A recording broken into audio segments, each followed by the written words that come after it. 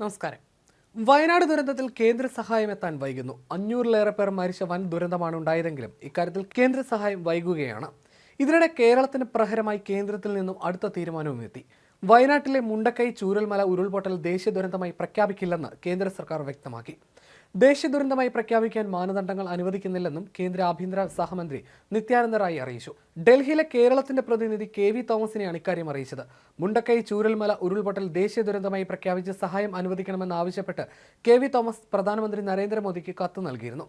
ഇതിനുള്ള മറുപടിയിലാണ് കേന്ദ്ര ആഭ്യന്തര സഹമന്ത്രി കേന്ദ്രത്തിന്റെ നിലപാട് വ്യക്തമാക്കിയത്.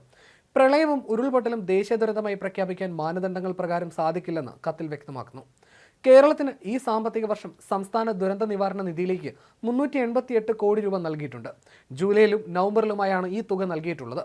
SDRF-ൽ നിലവിൽ 394 കോടി രൂപ ബാക്കിയുണ്ടെന്ന് അക്കൗണ്ട് ജനറലും അറിയിച്ചിട്ടുണ്ട്. ഈ സാഹചര്യത്തിൽ ആവശ്യത്തിനുള്ള സാമ്പത്തികം കേരളത്തിന്റെ ദുരന്ത നിവാരണ നിധിയിലുണ്ട് എന്നും കത്തിൽ സൂചിപ്പിച്ചിട്ടുണ്ട്. ഇതോടെ കൂടുതൽ സഹായം കേന്ദ്രത്തിന്റെ ഭാഗത്തു നിന്ന് ലഭിക്കുന്നതിലും അനിശ്ചിതത്വം തുടരുകയാണ്.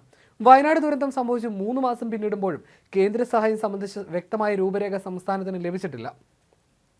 വലിയൊരു ദുരന്തത്തിൽ കേന്ദ്ര സഹായം ഇത്രയും വൈകുന്നത് ഇതാദ്യമാണ്.